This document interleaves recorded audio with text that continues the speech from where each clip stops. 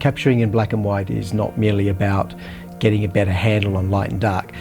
Given a chance, it can drag you much deeper into the entire point of photography as an art form. Today I'm taking you on a deep dive into why I love black and white and share a few images from the Manang Valley in Nepal.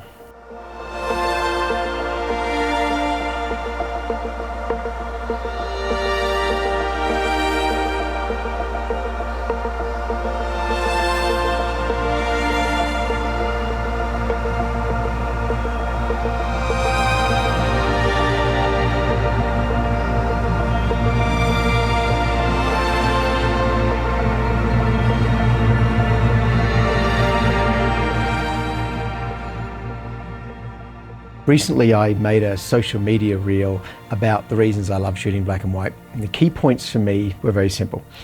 Black and white lets me simplify composition. Black and white lets me tame complexity. Black and white helps me to let go of perfection. Black and white brings clarity to my storytelling. Black and white brings me joy. I want to go one step further and suggest that black and white can actually help you to see better, to see light and to see photography better. It can help you to dial into your subject and your photography in a very, very special way. There's a technique I often use with workshop groups to help them reset their photographic compositions. It's called the lo-fi setup. It's designed to be an antidote to those moments when you're overthinking the process. And this happens a lot.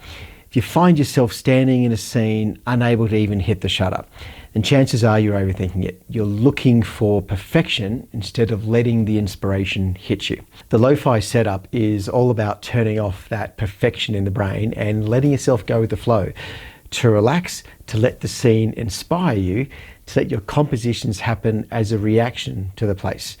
The idea is simple enough. Activate black and white or the monochrome picture style for your captures and shoot wide open, something like f2.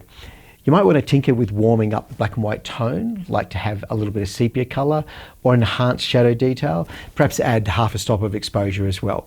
We're trying to detune from perfection. The reason I developed this setup was to create a physical switch that gives my brain permission to stop trying to be perfect, to stop trying to capture everything as though I have to get it right.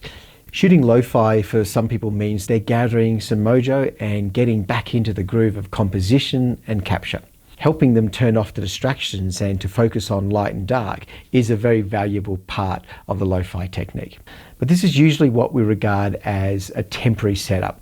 It's something we step into from time to time just to help to shift our brains and how we're shooting in that moment. It triggers something in the brain to switch gears like this, and we start moving towards our original goal, but now from a different angle. So what happens when you make this setup something more permanent in your photography?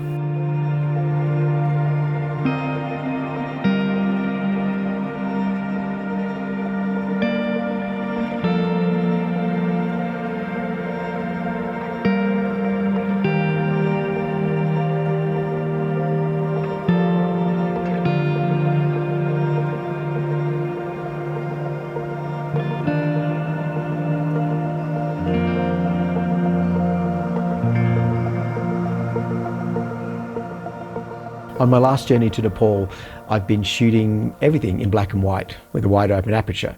It's been several weeks now. I've got a custom setting dialed in so that it's there by default when I turn on my camera. Not only is this now my default setting, but it's having a more permanent impact on my creative headspace too.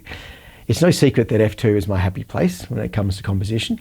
I've written and talked a lot about the virtues of shallow depth of field when it comes to composition and the way it empowers you to bring more into a scene while still retaining attention on your subject. Combining wide open aperture with black and white captures, even for landscape scenes, has given me a new level of happy place for my photography. So much of what I have to do with a camera is about delivering style for my clients. I often forget to step into my own creative space. I find myself on some of my tours capturing magazine-style images instead of giving myself permission to be an artist. And the most important element to creative photography is not how you capture, but how you see. So this journey, I have returned to my happy place of shooting everything at f2 and looking for those moments where f2 will deliver some insight that regular photography does not. I'm learning to see Nepal through the lens, the way a camera sees it. I'm learning to see the light just a little bit better.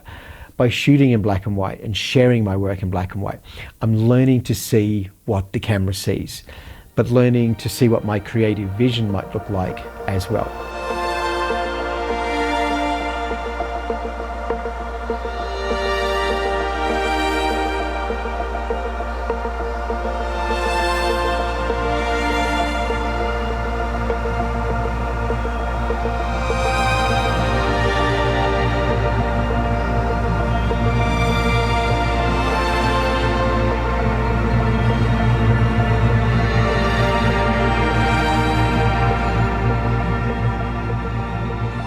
So much of photography could be captured at f2 or f8, and actually you'd never know the difference.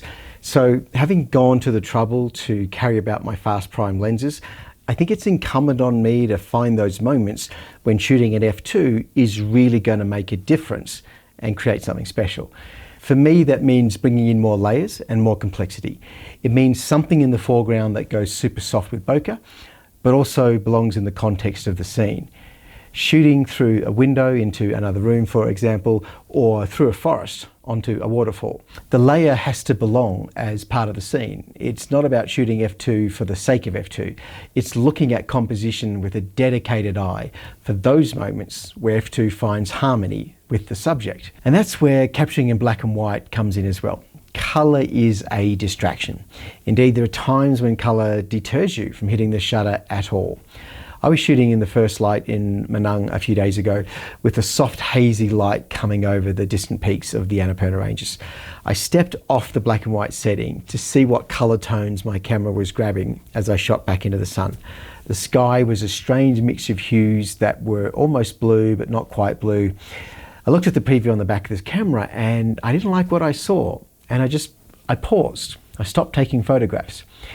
How often do we review our images and then stop shooting because we don't like what we see on the back of the camera? Valuable effort and motivation is wasted as we assess whether or not the image on the camera is what we want.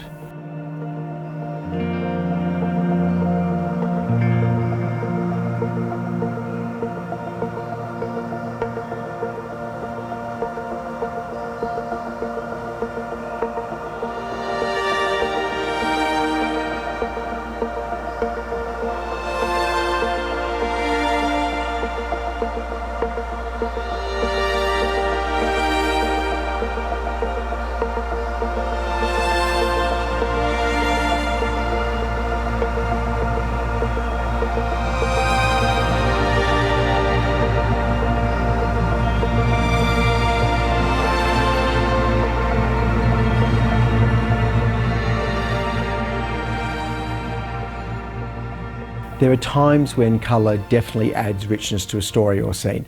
The bright red of alpine leaves in autumn, or the vibrant greens of trees catching the dawn light, in contrast to a rocky landscape. The problem is that we often find ourselves composing around colour instead of light, and we miss out on finding a path that brings out the best of both. So I start with the light first. I always start with the light first. Sometimes I even go back to the raw file and create a new version, but in colour instead of black and white. And I'm often surprised at how balanced and beautiful they look after I've done my black and white treatment.